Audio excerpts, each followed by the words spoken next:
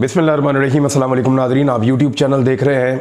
मैं इमरान खान हूँ। बहुत सारी आम खबरें हैं, अगर वक्त बच गया तो मैं खबरें आपको दे दूँगा, और अगर वक्त नहीं बचा इस वीलॉग में से तो फिर वो खबरें आपको दूसरे सोर्सेज से ज़रूर मिल जाएंगी। ये बहुत ज़रूरी खबर है और बहुत समझने वाली खबर है। पाकिस्तान को इस वक्त जो सबसे बड़ा क्राइसिस और सबसे बड़ा मसला है वो है एनर्जी का, यानी बिजली, उसकी पैदावार, उसकी तरसील।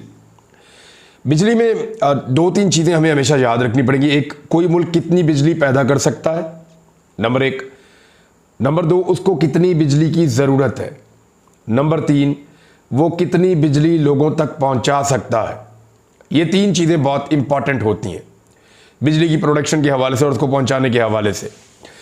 तो पाकिस्तान की जो ज़रूरत है बिजली पैदा करने की, यानी हमारे यहाँ पे लोड शेडिंग होती है, तो उसका मतलब नॉर्मली ये लिया जाता है कि शायद पाकिस्तान में लोड शेडिंग इसलिए होती है कि हमें जितनी बिजली की ज़रूरत है उतनी बिजली शायद हम पैदा नहीं कर रहे। पाकिस्तान को जो पीक टाइम पे बिजली की ज़रूरत होती है, जब बहुत ज़्यादा भी बिजली चाहिए हो, जिन दिनों में बहुत ज़्यादा बिजली की खपत हो, उस वक्त भी जो पाकिस्तान की टोटल ज़रूरत है बिजली की वो 31,000 मेगावाट से ज़्यादा नहीं है। जो डाटा हमारे पास मौजूद है वो यही बताता है कि लगभग 31,000 मेगावाट मैक्सिमम बिजली है जो पाकिस्तान को चाहिए हो सकती है। पाकिस्तान की जो कैपेसिटी है कि कितनी बिजली पाकिस्तान पैदा कर सकता है, अब लोड शेडिंग को देखते हुए तो आपको लगता होगा पाकिस्तान 15-16 हज़ार या 20,000 मेगावाट पैदा कर सकता है, तो ऐसा नहीं है। पाकिस्तान जो बिजली पैदा कर सकता है उसकी कैपेसिटी 41,000 मेगावाट से ज़्यादा है। यानी इस वक्त भी पाकिस्तान की बिजली पैदा करने की सलाहियत 25% ज़्यादा है। यानी अगर हमें 100 मेगावाट बिजली चाहिए तो हम 125 से 30 मेगावाट बिजली पैदा करने की सलाहियत रखते हैं। इसके बावजूद पाकिस्तान में लोड शेडिंग क्यों होती है, यह है सबसे बड़ा और अहम सवाल।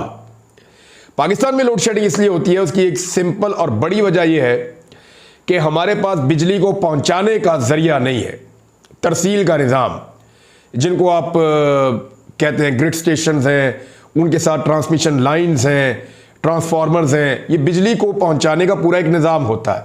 इंडस्ट्रियल एरिया को पहुंचाने का अलग, जो डोमेस्टिक यूज़र हैं या घरेलू बिजली जो उसका अलग, कमर्शियल का अलग, वो सारा एक अलग अलग तरीक़ाकार होता है। इनके मीटर भी अलग अलग होते हैं। तो बिजली पहुंचाने का जो तरीका है वो अलग है, उसके लिए सिस्टम एक अलग है, वो हमारे पास मौजूद नहीं है। हम कितनी बिजली पहुंचा सकते हैं, यानी जिस वक्त हमारी बिजली की ज़रूरत 30,000 मेगावाट से बढ़ जाए तो आप समझ लीजिए कि हम उस वक्त भी 20 से 22,000 मेगावाट बिजली लोगों तक पहुंचा सकते हैं। इससे ज़्यादा बिजली लोगों तक पहुंचाने की हमारी सिस्टम के अंदर सलाहियत नहीं है। अब बात यह है कि जब सिस्टम हमारा खड़ा है 20 से 22,000 मेगावाट पे, तो फिर हम क्यों पैदा कर रहे हैं 40,000 मेगावाट से ज़्यादा? यानी हमने इतनी सलाहियत क्यों हासिल की जिसको हम इस्तेमाल ही नहीं कर सकते। अब इसकी मिसाल आप ऐसे ले लें कि आपने एक ट्रक है आपके पास और उसके अंदर आप 100 बोरियां रख के ले जा सकते हैं, लेकिन आपने 200 बोरियों की कीमत अदा कर दी है और आपके पास 200 बोरियां मौजूद हैं, तो आप 100 बोरियां लेकर जा सकते हैं उसमें।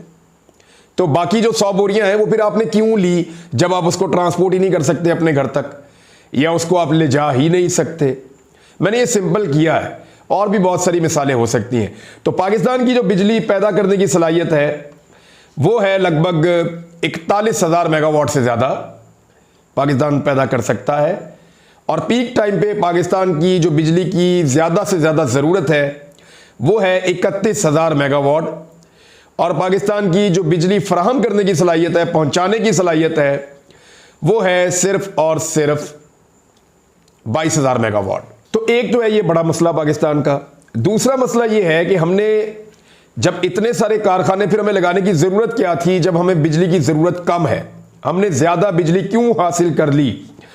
ये 1990 से पाकिस्तान में गलत पॉलिसी चल रही है और उस पॉलिसी के तहत पाकिस्तान में IPPs को लाया गया।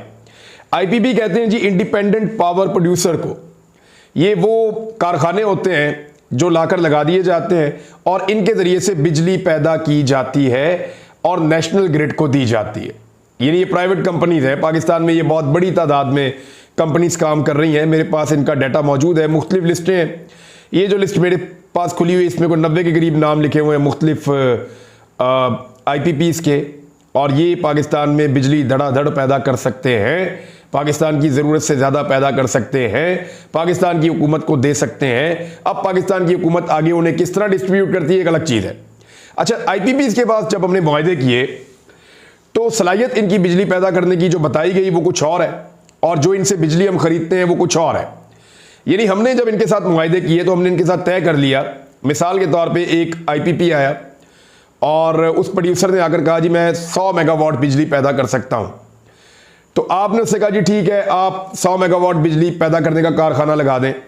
जो आपने उनके साथ मुआहदा किया वो आपने 100 मेगावाट का किया, लेकिन वो बिजली पैदा करेगा 60 मेगावाट, 50 मेगावाट, बाद औक़ात 45 मेगावाट। कोई भी अपनी पूरी कैपेसिटी के साथ बिजली पैदा नहीं करता, और ना हम इतनी बिजली खरीद सकते हैं। तो IPPs ने यह कहा कि जनाब आपको जितनी भी बिजली चाहिए होगी हम आपको प्रोवाइड करेंगे, हमारी मैक्सिमम कैपेसिटी ये है, लेकिन अगर आप हमारी बिजली ना खरीद सके या आपकी ज़रूरत कम हुई तो फिर हम आपसे पैसे उतने ही लेंगे जितनी हम पैदा कर सकते हैं। इसको कहते हैं कैपेसिटी पेमेंट, कि जितनी उनकी कैपेसिटी है वो उसके पैसे लेंगे, जितनी वो पैदा कर रहे हैं उसके पैसे वो नहीं ले रहे, जितनी वो पैदा कर सकते हैं उसके पैसे वो ले रहे हैं। मिसाल के तौर पे आप एक मजदूर को बुलाते हैं, आसान मिसालें मैं आपको दे रहा हूं, और वो आकर आपको ये कहता है कि मैं रोजाना 500 ईंटें यहां से उठाकर वहां रख सकता हूं, यानी एक जगह से उठा के 500 ईंटें दूसरी जगह पे मैं रोजाना रख सकता हूं। तो आप उसके साथ तय कर लेते हैं कि